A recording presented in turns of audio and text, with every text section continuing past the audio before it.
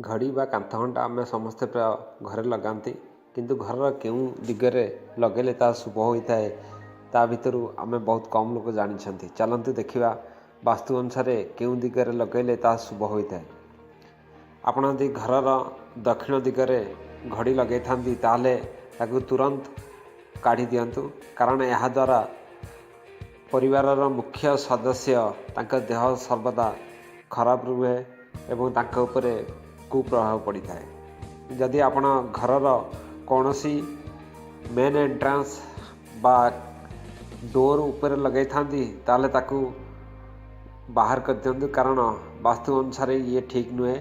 यह द्वारा ता तले जो लोक मैंने जीवा आसिया करती तांका उपरे नकारात्मक ऊर्जा बा शक्तिर प्रभाव पड़ी थाए। कांथघंटा बा घड़ी लगाइबा सबुठु भल दिग होउछि पूर्व दिग। जदि आपण पूर्व दिगरे घड़ी लगाती ताले गृह को माँ लक्ष्मी आगमन होता है। जदि आपण घड़ी को पश्चिम दिगरे लगाती ताहले घरे समस्तंकर मन सकारात्मक बा पॉजिटिव चिंताधारा भरी रही है। वास्तु अनुसार घड़ी विभिन्न प्रकार रुहे। जदि आपण घरे पेंडुलम वाला घड़ी लगाती ताहले यह आपण पाई भल होता है कारण यह द्वारा आपणकर तरक्की बा उन्नत करिवार संभावना बढ़ी थाए। यही घड़ी को आपण गृहर पश्चिम दिग कांथर लगातु।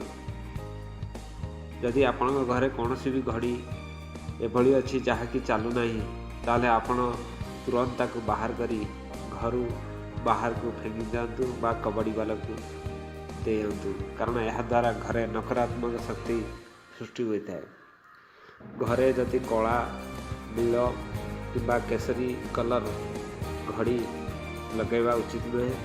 यह वास्तु हिसाब से ठीक नुहे। यह सहित जदि घरे चतुर्भुज आकार बा स्क्वायर कि गोल होता है ताले से घड़ी घर पर शुभ संकेत देता है।